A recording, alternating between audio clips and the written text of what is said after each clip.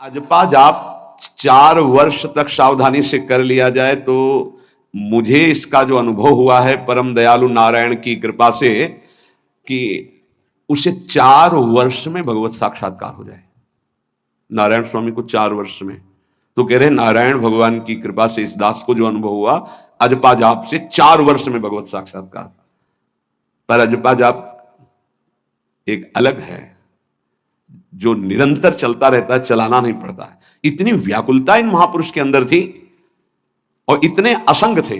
एक रस्सी केवल कमर में और टाट की पट्टी की लंगोटी, बस। पूरा टाट ऐसे गमछे की तरह नहीं, केवल टाट की लंगोटी, एक रस्सी, बस। पूरे जीवन में गर्मी सर्दी बरसात, और व्याकुलता इतनी थी कि प्राण त्यागने के लिए तैयार थे कि मुझे कोई सदगुरु मिले। जब देखा कि उनके अनुकूल भाव नहीं बैठ रहा है तो हिमालय में पहाड़ी पे चढ़ के गिरने ही वाले थे अपने शरीर को नष्ट करने। कितनी बड़ी मुमुक्षुता। उसी समय पीछे से किसी ने पकड़ा और कहा, मंत्र ही तो चाहते हो ना, नारायण नारायण नारायण, यही जपो, असंग रहो, असंग रहो, नारायण नारायण जपो। वो औरों की असंगता की बात जाने दो, शरीर से भी असंग हो गए। वो कह रहे कि 4 वर्ष में अजपा जाप से मेरे स्वामी नारायण की कृपा से इस गुलाम को भगवत साक्षात्कार हुआ। पहला जो दर्शन हुआ, इससे पता चलता है फिर आगे दर्शन होते रहे। पीछे छम छम की आवाज आई। अचानक वो इतना आकर्षण था कि मैं मुड़ा, देखा वो विमान की छोटी छोटी घंटियां बज रही थी। 4 पार्षद जो भगवान नारायण के आसपास थे और बीच में भगवान नारायण विराजमान थे। विमान नीचे उतरा, जो ही हमने देखा साष्टांग दंडवत किया, निहाल हो गए। मेरे स्वामी नारायण, जो नाम जप करोगे भगवान वही रूप का अनुभव कराएंगे। उन्होंने कहा, अब तुम्हारा जीवन कर्तव्य पूर्ण हो गया, अब तुम्हारे लिए कोई कर्तव्य नहीं। बद्रिकाश्रम चले जाओ और वहां बस मेरा भजन करते रहो, तुम्हारा काम पूरा हो चुका है। इस साधन से मैं कृतकृत्य हो गया, अजपा जाप से। ये अजपा जाप सब कोई कर सकता है, पर इसमें ये नियम है, वाणी से सत्य बोलना। अजपा जाप उसी का चलेगा, सत्य बोलने वाले का। ये जब उतरे हैं भगवत मार्ग में तो झूठ काहे को बोले भाई, काहे को झूठ बोले। लेकिन झूठ का तो ऐसा राज्य हो चुका है जबान पे, मतलब समझ में नहीं आता कि हम झूठ बोल रहे हैं। और झूठ में कलयुग का वास है, असत्य, इसमें कलयुग का वास है। इसीलिए प्रायः सबकी वाणी से झूठ निकलता है। झूठे ही लेना, झूठे ही देना, झूठे ही भोजन, झूठ चबेना। तो कम से कम और भूले तो भूलो तुम जिन भूलो मालाधारी, अरे भगवत पार्षद तुम क्यों भूल रहे हो कि तुम सत्य स्वरूप भगवान की आराधना करते हो। प्रेम पूर्वक जप करना, समदर्शित्व भाव लाना। अजपा जाप 24 घंटे होता है श्वास के साथ। पहले 4 वर्ष के साधन से विमान में आए हुए भगवान नारायण का दर्शन। भाई जी महाराज का तो ऐसे दर्शन, निज पार्षद जन, निज जन थे उनके बीच में। भाई जी से पूछते जा रहे हैं पूज्य श्री जयदयाल गोविंद जी, भगवान के चरण कितनी दूर हैं? बस बोले पास हैं, स्पर्श कर रहा हो। कैसे लोगों को विश्वास होगा? कैसे? जैसे वो एक विज्ञान से पढ़े लिखे डॉक्टर, तो उनको लग रहा था कि संत ऐसा कैसे कर सकते हैं कि किसी का कैंसर नष्ट कर दें। जैसे उनको लग, पूज्य राधा बाबा के प्रारब्ध को भाई जी ने अपने शरीर पर लिया। देखो, नाटक करना अलग बात है, सिद्ध संत जन करुणामय होते हैं। कल फिर बताया था, उन्होंने अपने प्रारब्ध जो भजन साधन से एकत्रित किया हुआ, उनको दिया प्रारब्ध अपने ऊपर ले लिया, अपनी टांग कटा ली उनका कैंसर। भाई जी अस्पताल में भर्ती रहे राधा बाबा के प्रारब्ध को लेकर के। इन संतों की महान उदारता और महिमा को कैसे कोई जानेगा। ये अजपा जाप में बड़ी सामर्थ्य है। इसमें क्या होता है कि जपना नहीं होता है, पर यहां तक पहुंचना कठिन है। पीछे बताया गया था कि इतने समय तक अगर आप वैखरी से भजन करें, परसों ही शायद चर्चा हुई थी, फिर आपके कंठ से चलने लगेगा, फिर आपके हृदय से चलने लगेगा, फिर नाभि से चलने लगेगा। ये श्वास पर अभ्यास किया जाता है। ऐसा जैसे आवाज ना निकले पर आप गुनगुनाओ, नाक की वायु को अंदर से काटते हुए नाम के द्वारा, बस आवाज नहीं निकल रही, क्या चल रहा है श्वास में। हमने नारायण शब्द का अभ्यास किया। नारायण स्वामी जी कह रहे, जो हमें गुरुजी ने दिया, नारायण नारायण। 24 घंटे इसका अभ्यास करते करते रोम रोम आनंद से भर गया और नारायण शब्द स्वाभाविक चलने लगा। अजपा जाप बहुत जल्दी भगवत साक्षात्कार कराता है, करता नहीं रहता जाप का, और जाप होता है। भोरी सखी जी ने भी कहा, नाम श्वास दो बिलक चलत है, इनको भेद नमो को भावे, श्वास ही नाम नाम ही श्वासा, नाम श्वास को भेद मिटा, बहुत जो चाहोगे प्राप्त हो जाएगा। ये रुपया पैसा संसार की भोग सामग्री, ये तो तुम्हें कोई देगा भी तो तुम्हारी इच्छा नहीं होगी, आसक्ति नहीं होगी इनकी तरफ। ब्रह्मादि के भोग सब विषम लागत ताई, नारायण ब्रज चंद की लगन लगी है जाई। अजपा जाप को निरंतर चलाने के लिए एकांत में भगवान की कुछ स्तोत्र और प्रार्थना है, उनको गाइए और रोइए, प्रभु से प्रार्थना कीजिए, क्या मुझे अजपा जाप दे दीजिए, निरंतर भजन दे दीजिए, वो दे देंगे। हमने संतों से सुना है कि भगवान भजन मांगने की बात को बड़ी जल्दी पूरी करते हैं, कि मुझे अखंड भजन दे दीजिए, हृदय से जब चाहोगे तब। वो अंतर्यामी है, वो आपके अंदर बैठे देख रहे हैं, भगवान मुझे भजन दे दिए, आपके चल रहा विविध भोगों की, तो पहले उन भोगों को नष्ट करेंगे या पूर्ण कराएंगे, तब आखिरी बातें आएगी। जब विभीषण जी श्री भगवान के सन्मुख गए तो भगवान ने सबसे पहली बात पूर्ण की, जो लंका में चलते समय भाव आया था, कि भगवान के चरणों का आश्रय लेकर उनके बाहुबल से इस रावण का विनाश करके जिस सिंहासन पर बैठकर इसने लात मारी, यहीं बैठूंगा आके। पहला काम किया, समुद्र का जल मंगाकर लंकाधिपति पद पर अभिषिक्त कर दिया, और लंकेश कह के उन्होंने कहा कि प्रभु उल्कछु प्रथम वासना रही, प्रभु पद प्रीति सरित सो वही। प्रभु आपके चरणों के दर्शन से कोई कामना नहीं। तो भगवान कहते नहीं, पहले कामना की थी उसकी पूर्ति ले। हम भगवान से भजन मांगेंगे, साथ में नाना प्रकार की वासनाएं हैं, तो इसीलिए जब बहुकाल करी सत्संगा, सत्संग सुनते सुनते ये दिमाग में बैठ जाता है कि भोग वासनाएं कामनाएं ये हमें फंसाने वाली हैं, हमें नहीं चाहिए। जब आपके अंदर से उदासीनता आएगी तब भजन की मांग पूरी हो जाएगी। कभी कभी भगवान का गुणानुवाद करके एकांत में रोया करे साधक। कभी रोना आता है अपने इंद्रिय और मन के विलास की पूर्ति ना होने पर। इतने मोटे मोटे आंसू गिरते, तब लगता है कितने कीमती आंसू कितने घटिया जगह में गिरा रहे हो। अरे इन्हीं से प्रभु को खरीद लेते हैं। अगर उनके लिए रो देते तो इतने करुणामय है वो कि आपको आभास होने लगता, भले हम अंतःकरण उस कोटि की व्याकुलता नहीं कि मेरे प्रभु हम पर कितनी कृपा कर रहे हो। अगर हृदय से उनको पुकारे तो निश्चित वो अनुभव में आ जाते हैं। छोटी छोटी बातों में लोग रो देते हैं, ऐसे रो देते हैं, मोटे मोटे आंसू चल रहे बात में ऐसे, और प्रभु की चर्चा हो जाए घंटों, कोई फर्क नहीं पड़ेगा। ये तो आश्चर्य लगता है। और भक्तों को चाहे जितना भीषण कष्ट हो, कभी आंसू नहीं निकल सकते। जब आंसू निकलेंगे तो भगवत भाव में निकलेंगे। कह रहे नारायण स्वामी कि अजपा जाप के लिए भगवान से प्रार्थना करो। कभी कभी एकांत में उनके स्तोत्र हैं, गुण हैं, उनको गा गा कर रो, उनसे प्रार्थना करो, हे दीन बंधु मुझे अपना अखंड भजन दे दो, जो चाहिए सब प्राप्त हो जाएगा। भजन से क्या नहीं प्राप्त हो सकता। एकांत में बैठकर रोने से, ऐसे प्रतिदिन जब आप नियम बना करके प्रभु से प्रार्थना करेंगे। मीराबाई जी ऐसा ही करती थी, रात्रि में गिरधर से बात करती थी, प्रार्थना करती थी। नारायण स्वामी जी कह रहे उपासक ये बिल्कुल ध्यान रखिए, यदि नाम सिद्ध करना है तो झूठ बोलना शपथ पूर्वक त्याग दे। झूठ नहीं बोलूंगा, सत्य बोलना इस अजपा जाप के लिए निहायत जरूरी है, निहायत जरूरी है। प्रार्थना है, काहे को मलिन करे जिह्वा। जब हम भगवत मार्ग में चल रहे तो ये याद भूल जाती है हमें कि हमें सत्य ही भाषण करना है, असत्य नहीं बोलना। ये हमें भूल जाते हैं। क्यों भूल जाते हैं? क्योंकि माया का ऐसा प्रभाव। अगर हम भजन के प्रेमी हैं, भजन बढ़ाना चाहते हैं, तो हम झूठ क्यों बोले? सारे जगत में जो भी तुम्हारे सामने आवे, दृष्टि से उसको जरूर देखकर एक बार प्रणाम करो, मेरे प्रभु इस जीव जंतु के रूप में, जड़ के रूप में, चैतन्य के रूप में। इससे तुम्हारे हृदय में पवित्रता बढ़ेगी, अजपा जाप चलने में सहायक होगा। सत्य बोलना, भगवान से एकांत में रोकर प्रार्थना करना, सबके प्रति भगवत भाव रखकर प्रणाम करना, जिससे तुम्हारा कहीं दोष दर्शन नहीं होगा। किसी के मन को दुखाने वाली कभी बात ना कहे, किसी को दुर्वचन ना कहे, किसी का वैर भाव अपने हृदय में स्वीकार ना करे। यह साधन मैंने स्वयं किया है नारायण की कृपा से। इस दास को वेदांत का भी पूरा ज्ञान है और भक्ति मार्ग का भी।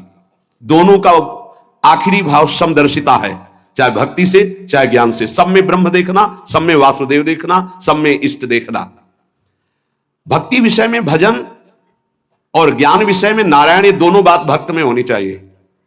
भक्ति का प्रथम और अंतिम विश्राम भजन, हर समय भजन चलना। और आंतरिक ज्ञान का विषय सब में हमारे इष्ट देव। ये दो बातें जरूर होनी चाहिए परिपक्व भजनानंदी होने के लिए। अगर भगवान की प्राप्ति करनी है तो ये दो बातें बड़ी जोर की है, भजन निरंतर और जिसके भी सानिध्य में आए उसमें भगवत भाव करना। मेरे नारायण ने मुझसे कहा, वो फरमाया कि उनके पीछे पीछे मैं चलता हूं जो मेरे ऐसे भजन करने वाले भक्त होते हैं। और श्री कृष्ण चंद्र जी ने दयालुता में भागवत में कहा, अनुब्रजा में हम नित्यम पूयत्यं गुरेण भी। मुझे बहुत रोना आता है बात सुनकर के कि दास की चरण रज के लिए स्वामी पीछे पीछे डोलता है। किस भक्त के पीछे? जो दो बातें यहां कही, जो निरंतर नाम जप करता है और सब में भगवत भाव रखता है। तो भगवान नारायण ने नारायण स्वामी से कहा कि मैं उसके पीछे पीछे डोलता हूं कि उसकी चरण रज मेरे ऊपर पड़ जाए। और भगवान श्री कृष्ण चंद्र जी ने कहा, निरपेक्षम मुनिम शांतम निर्वैरम सम दर्शनम। निरपेक्ष जो किसी की अपेक्षा नहीं रखते, किसी से कोई संबंध नहीं स्वार्थ का। मुनिम जो निरंतर मंत्र का नाम का मनन करते रहते हैं। शांतम हर द्वंद्व की प्रहार स्थिति में वो शांत रहते हैं, विचलित नहीं होते। निर्वैरम कोई उनसे वैर करे तो भी वो उससे वैर नहीं करते। और समदर्शी सब में अपने इष्ट को देखते। ऐसे संतों के पीछे में भगवान कहते हैं उनकी चरण रज लेने के लिए हर समय पीछे पीछे रहता हूं। अहिंसा परमो धर्मा शास्त्रों में वर्णन किया गया है, इसलिए किसी भी जीव को कष्ट नहीं पहुंचाना है। गर्दन झुका करके रास्ते में चलना सीखो कि नीचे कोई जीव तो नहीं दब रहा हमारे पैर से। शरीर को सावधानी पूर्वक, किसी को दुख ना पहुंच जाए मेरे शरीर से। वाणी को संभाल कर, किसी के हृदय में बाण ना लग जाए, वाणी का बाण ना लग जाए। बाहर का प्रहार तो सहा जाता है, लेकिन जब हृदय में शब्द चुभता है वचनों का, ये बाण खड़कता रहता है। किसी भी जीव को कभी मारना नहीं, वो तुम्हें नुकसान नहीं पहुंचाएगा। गीता वाटिका में सांप निकला, फण वाला कोबरा। राधा बाबा ने कहा, देखो अभी केवल हमने देखा है, अगर और लोग देखेंगे तो आपको पीड़ा पहुंचा सकते हैं, इसलिए एक लकड़ी उठाई और कहा मैं रास्ता बना रहा हूं, आप इधर से चले जाओ। ऐसे किया, सांप नहीं चला। सब में भगवान है। अगर हम भगवत भाव करते हैं तो निश्चित वहां से कोई विरोध नहीं होगा। जब हम भगवत भाव करते तो सर्वात्मा भगवान वहां विराजमान, कैसे आक्रमण करेंगे? जैसे रत्नावती जी के लिए माधव सिंह ने जंगली शेर पिंजड़े में बंधवा कर वहां लाए और ऊपर से बालकनी से पिंजड़े का ऐसे खींच दिया गया, शेर बाहर निकला दहाड़ता हुआ। और वो पूजा में थी ठाकुर जी के संतशाला में, बहुत से संत विराजमान थे। दासी ने कहा, महारानी सावधान, सिंह। आरती करने जा रही थी, मुड़ी और कहा, नहीं सिंह नहीं, नरसिंह, हमारे भगवान नरसिंह देव पधारे। और थाल लेकर मुड़ी तो जैसे सीधी गाय ऐसे खड़े हो गए, तिलक लगाया, आरती की, प्रणाम किया। सिंह घूमा और छलांग मारी ऊपर, जो बालकनी में राजा के पार्षद उसको बंदी बना करके लाए, साहब को फाड़ और जंगल में। किसी संत को, रत्नावती जी को या किसी, वहां कोई क्षति नहीं, लेकिन जो उनकी क्षति के लिए लाए थे उनके लिए वो सिंह, इनके लिए वो भगवान नरसिंह। यथा योग्य दूसरे की सहायता करना, यह अपने भजन को बढ़ाने के लिए अत्यंत आवश्यक है। नारायण स्वामी जी कहते हैं, साधु क्या सहायता करेगा? मान लो जो अकिंचन है वो क्या सहायता करेगा? तो विद्या दान सबसे बड़ा दान है। तुमने जो शास्त्रों में स्वाध्याय किया है, जो अनुभव किया है, वो दूसरों को दो। जो अधिकारी है, जो दैन्य है, जो सुनना चाहता है, उसे जरूर सुनाना चाहिए। जो विद्या का दान करता है, भगवान का भजन बहुत सहजता से होने लगता है। दूसरे को भजन में लगाने की बात, इसीलिए जैसे आप गृहस्थ में हैं तो आप अपने परिवार के छोटे बच्चे बड़े सब 5 मिनट आप राधा राधा कहिए, आप 10 मिनट भजन कीजिए, आप स्वयं कीर्तन कीजिए, पूरे परिवार को सुनने को मिले, बहुत लाभ मिलता है। सब अगर नगर कीर्तन करें तो लाखों लोगों के पाप नष्ट हो जाए, आपको बहुत जल्दी भगवत प्राप्ति हो जाए। ये साधन होते थे। अब क्या हो गया कि इतनी भजन के प्रति लघु बुद्धि हो गई कि शर्म लगेगी कि हम पूरे गांव में कैसे कीर्तन करें। जो शर्म लगने वाली बातें उनमें शर्म नहीं, नाम जप में शर्म लगेगी कि हम 10 लोग मिलकर नगर कीर्तन करें। पहले ऐसा था, प्रातः 4 बजे गांव के 10-20 लोग बड़े बूढ़े मंजीरा लेकर, ढोलक लेकर के आसपास गांव में फेरी देते थे, जिसे प्रभात फेरी कहते थे, और वो नाम कीर्तन करते हुए कितनी सुंदर प्रथाएं थी। शाम के समय रामायण या भागवत की कथाएं, कोई जो पढ़ा लिखा है वो सुना रहा है, 10-20-50 ऐसे आसपास के घरों के लोग बैठकर भगवान की चर्चा सुन रहे हैं। ये जरूर करना चाहिए, जो भजन के लिए बहुत उत्साह बढ़ता है। ध्यान करते समय, भजन करते समय मन तुम्हें घुमा घुमा कर माया में फंसाएगा। नारायण स्वामी का अनुभव, तुम्हें उसको घुमा घुमा के भजन में लाना है, ये युद्ध करना है। हे, मन ने जो मांगा वही हम देने के लिए तैयार हो जाते हैं। ध्रुवदास जी कहते हैं, मन अब तक तूने जो काम मैंने किया, मैं जो कहता हूं तुम्हें करना पड़ेगा। थोड़ा तो हिम्मत लाओ मन से लड़ने के लिए, और किसी से लड़ने की जरूरत नहीं। मन को जीत गए तो सच्चे गुरु बन जाओगे। मन को जिसने चेला बना लिया वही सच्चा गुरु नहीं। मन के सब चेला है, कोई बिरला ऐसा है जो मन को अपने शिष्य बना ले। बहुत ध्यान दीजिए, लाखों बार प्रश्न आते हैं ये। मन जब तुम भजन में बैठोगे तो घुमा घुमा कर माया में मारेगा, आपको वहीं गिराएगा। तुमको ये करना है कि उसे घुमा घुमा कर नाम में लाना है। चल राधा राधा राधा, तेरी एक बात नहीं सुनेंगे। इस साधन के करने से मन की शक्ति जो विषय भोगों में फंसाने वाली है वो कम हो जाती है। ध्यान दीजिए, बड़े अनुभवी महात्मा है नारायण स्वामी। बार बार जब आप अपने मन को संसार की तरफ जाते हुए से घसीट कर नाम में लाएंगे तो वो कमजोर पड़ जाएगा और वो तुम्हारे अधीन होने लगेगा। मन जिसने अधीन कर लिया वो साक्षात भगवत स्वरूप हो जाता है। मन मारिया तन बस में कीना, हुआ भरम सब दूर, बाहर से कछ देखत नाही, अंदर चमके नूर, आपो त्याग जगत में बैठे नहीं किसी से काम, उनमें तू कछुअंतर नाही, संत कहो चाहे राम। वो भगवान का स्वरूप हो जाते हैं। मन की प्रत्येक स्फुरणा पर ध्यान रहे, वो तुम्हें संसार की तरफ घुमा घुमा कर मारेगा, तुम्हें घुमा के नाम में लाना है। यह साधन तुम्हें अजपा जाप में स्थित करेगा। मन रूपी दर्पण को साफ करना है। जो जो वासना आवे उस वासना को नहीं भोगना है, इससे मन रूपी दर्पण साफ हो जाएगा। जैसे जैसे तुम वासनाओं को भोगते हो वैसे वैसे मन के ऊपर परत चढ़ती चली जाती है मल की, और जैसे जैसे तुम वासनाओं को नहीं भोगते हो तो मन निर्वासनिक होता जाता है। भोगने से सुख नहीं मिलेगा, ना भोगने से सुख मिलेगा। भोगने से शांति नहीं मिलेगी, ना भोगने से शांति मिलेगी। त्यागात शांति निरंतरम। अब बहुत बुरा बैठ गया है हमारे हृदय में कि हमारे मन में जो आए वो भोग मिल जाए, हम सुखी। बड़ी कृपा, बोले जब से भजन शुरू किया बड़ा चमत्कार, जो चाहते हो जाता है। दुर्भाग्य, ये कोई सौभाग्य है? जो मन चाहे वो पूर्ण हो जाए, सौभाग्य नहीं है। फिर वो तुमको अधीन करके जो तुम नहीं चाहोगे वो भी करवा लेगा। सौभाग्य है कि मन जो चाहता है वो हम नहीं करते। जो शास्त्र में लिखा है, गुरु आज्ञा, वही मन की बात मानते हैं। अभ्यास करते करते वासनाएं कम होने लगती हैं, फिर वासनाएं नष्ट हो जाती हैं, फिर स्फुरणा ही नहीं होती, अजपा जाप प्रारंभ हो जाता है। विक्षेप यही वासनाएं पहुंचा रही भजन में। भजन से जो महासुख मिलता है तुम्हें कैसे बताऊं, नारायण स्वामी कह रहे हैं। मन को वश में करने पर जो सुख मिलता है वो ब्रह्मा को भी सुख नहीं है। अब आप सोच लीजिए, मन के अधीन होने पर दुर्गति तो सब देख रहे हैं, लेकिन मन को वश में करने पर जो सुख है वो परमेष्ठी पद ब्रह्मा में भी नहीं है। इसीलिए भक्त कहता है, न पारमेष्ठम न महेंद्र धिष्णम, नहीं चाहिए देवराज इंद्र का पद या ब्रह्मा का पद। ऐसा सुख स्वयं मिल गया क्योंकि मन अधीन हो गया। इसलिए इस दास ने स्वामी नारायण की कृपा से इस मन को अधीन किया। नेत्रों से जलधारा बहने लगी और हर समय नारायण की छवि नेत्रों में बस गई और जिह्वा ने प्रबल रूप धारण कर लिया। नारायण नारायण नारायण नारायण। अभी जिह्वा प्रबल रूप, समोसा चटनी ये वो कैसे नाम मीठा लगे। राधा नाम सुधा रसम, पानी आया मुंह में? नहीं। राधा नाम सुधा रसम, पानी आया मुंह में? नहीं आया। वह भी गरम गरम समोसा चटनी ये या अमुक चीज या अमुक, मुंह में पानी आ जाएगा, क्योंकि हमारी जिह्वा का स्वाद बिगड़ गया। बोले हमारी जिह्वा प्रबल हो गई, किस बात में? रुकी नहीं रही। राधा राधा राधा राधा, जैसे राधा बाबा की। नारायण स्वामी जी कह रहे नारायण नारायण नारायण। हमने इसको कैसे वश में किया? बाजार में जाता, मिठाई की दुकान के सामने खड़े होता, जो सब चीज दिखाता, फिर कहता नारायण नारायण नारायण, कुछ नहीं मिलेगा। चलो फल की दुकान में जाता, जगह जगह इसको हर चीज दिखाया, कुछ नहीं दिया। ये हमको जलाया, वो हम नारायण नारायण के द्वारा इसको शांत किया। माया ने हर चीज मंगवाकर हमारे सामने रखी पर नहीं खाया।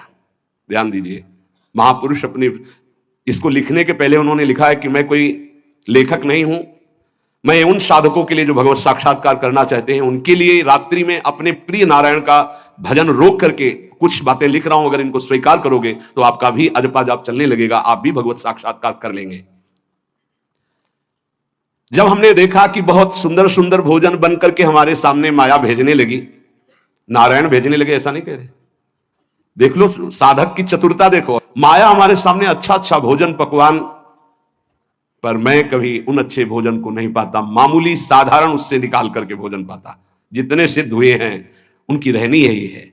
मिठाई चरफरा स्वादिष्ट जवान पर ना रखने का नियम ले लिया, ये बड़ी बात है। अभी कुछ समय पहले एक महापुरुष पधारे, उन्होंने पहले आजीवन मिठाई छोड़ दी, कोई मीठा, फिर नमक छोड़ दिया, फिर भगवदाकार वृत्ति में शरीर भी छोड़ दिया। क्या महापुरुषों ने पाया है कि हम प्राण और शरीरों को इस सब कुछ समझते, पहले ही बता दिया था 3 दिन पहले कि अमुक समय में शरीर छूटेगा, और हंसते खेलते सबके सामने शरीर समाधिस्थ होकर छोड़ दिया। मिठाई स्वादिष्ट चरफरा चाहते हैं अजपा जाप, लेकिन गुलाब जामुन पा करके, बढ़िया बढ़िया पदार्थ पा करके, भाई इनका प्रभाव है, ये भजन में नहीं लगने देंगे, देख लेना, भजन में नहीं लगने देंगे। और अभी 10 दिन केवल हमें समय दो आप, फिर हम आपको देखेंगे कि आप कितना भरपेट भोजन पाते हैं। किसी भी मिठाई में चीनी नहीं पड़ेगी, और किसी भी दाल या कढ़ी में नमक नहीं पड़ेगा, मिलेगा सब कुछ, खीर भी मिलेगी, गुलाब जामुन भी मिलेगा, पर चीनी नहीं होगी, दाल भी होगी, सब्जी होगी, कढ़ी होगी, पर नमक नहीं होगा, चलेगा। 10 दिन बाद आप देखो अगर पेट न पचकने लगे तो स्वाद ही नहीं मिलेगा, ये क्या हो रहा है। ये जवान को संभालना है अजपा जाप के लिए। वो गोस्वामी तुलसीदास जी ने भी कहा है, अगर लोन बिना सब्जी ऐसे सीठा भोजन तो बहुत जल्दी नाम सिद्ध हो जाए। तो हम कह रहे चलो ऐसा नहीं सही, तो पर सात्विक और थोड़ा पाना सीखो।